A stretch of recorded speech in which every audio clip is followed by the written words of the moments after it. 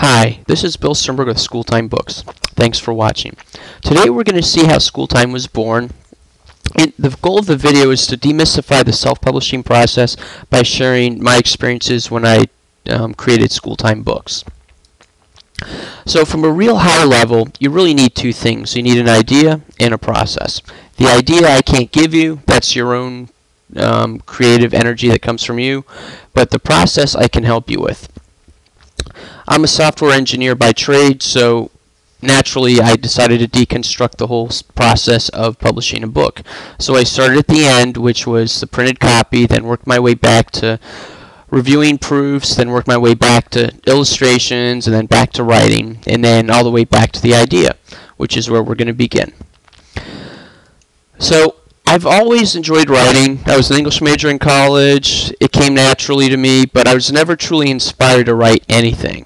Then I became a son, and then I started reconnecting with all these old classics that I hadn't read in years, like the Dr. Seuss, Curious George, Bernstein Bears, and all the rest. And then reading those and reading them to my son really got my itch back.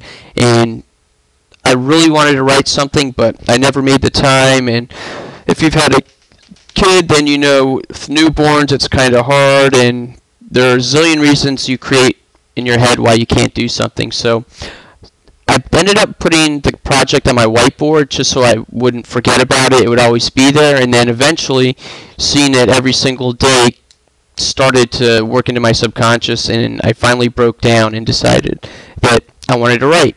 But then I couldn't get past a writer's block, and once again, all those million reasons why you can't do something popped up, and I stopped. So I finally got to clear my writer's block, and that happened on New Year's Day 2009. I changed my focus, and it was subtle. I changed from I don't know where to start or I don't know what to write about to what do I enjoy. And I started thinking about how I enjoy watching my son interacting with the world, with different things for the first time. And if you have a kid, you completely understand what I'm talking about. It's a lot of fun watching the young ones discover things for the first time. And then I started thinking about his typical day, and at this point he was about 1.5 years old, so he was in school, and part of the fun for me every day was taking him there, picking him up, and watching him interact with the kids. So I started just writing those things down, and I started writing, and I didn't stop, and 6 hours later the first version of School Time was done. So with the written part done, and when I say done, the first draft was done, I kept reiterating and revising and editing over the coming months, but the first initial working version was done. So after that, the next part was the process, and that's the next piece that we're going to look at. So I realized that I can't draw.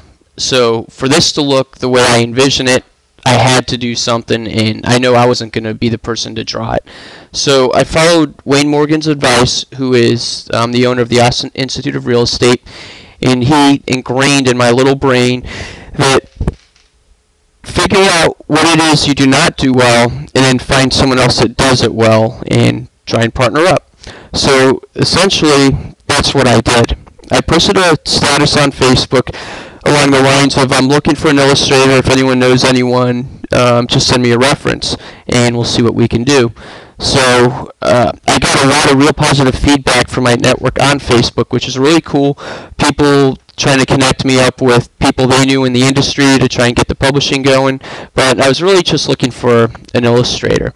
And then Holly popped up, and Holly and her husband Dave have been friends for a while, and she sent me a message on Facebook saying that she's an illustrator, which is something I had no idea, and that she wanted to look at the project. So we ended up working together, and she started out with a sketch, which I thought was pretty cool, and that turned into a color drawing, which got me very excited, which then turned into storyboards, which turned into, by the way, the storyboard is the zoo scene, which turned into a sketch, which turned into art, no other way to put it.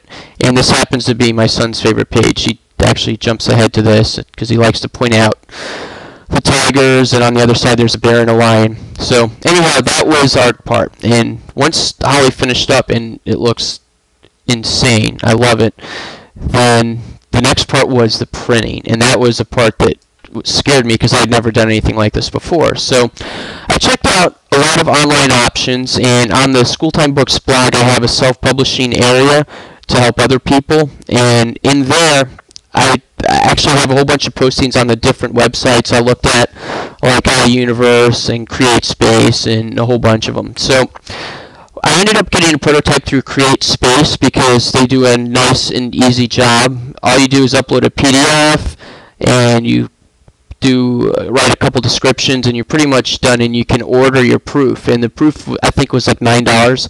So they send you a version, and you're looking at my son reading it hot off the press, and funny enough, he actually couldn't put it down. So I took a picture of him reading it, which is what you see, and the cover isn't really what I wanted, and they don't give you too many options. You use their pre-built tool, but what was more important was being able to get a printed copy, and having it in your hand really helped think about what it was going to look like, because I never thought I'd do 8 by 10, but after feeling it, I had a different idea and a different opinion on it, and that's what I ended up going with. So getting a couple print versions is relatively cheap and really helps you flesh out the book and helps you figure out the pagination and how many blank spaces and pages you need and so forth. So what I ended up doing after fleshing out with CreateSpace, I ended up going with 48hourbooks.com, which Dave actually told me about, and they were true to their name, got it in 48 hours. So I would definitely recommend them. I don't make any money from them, but just from my experiences, I use them, and I had a very positive experience with them. So if you're looking, then that's what I'd recommend checking them out at least. And then got the final copy. So the cover, as you can see, is a little bit different, and this is one that Holly actually drew, so it looks a lot better than the CreateSpace version. So that was it. Thank you for watching. You can follow us online at schooltimebooks.com. Check out twitter.com/schooltimebooks, or you could go to our Facebook page and become a fan at facebook.com/schooltimebooks. Thanks for watching.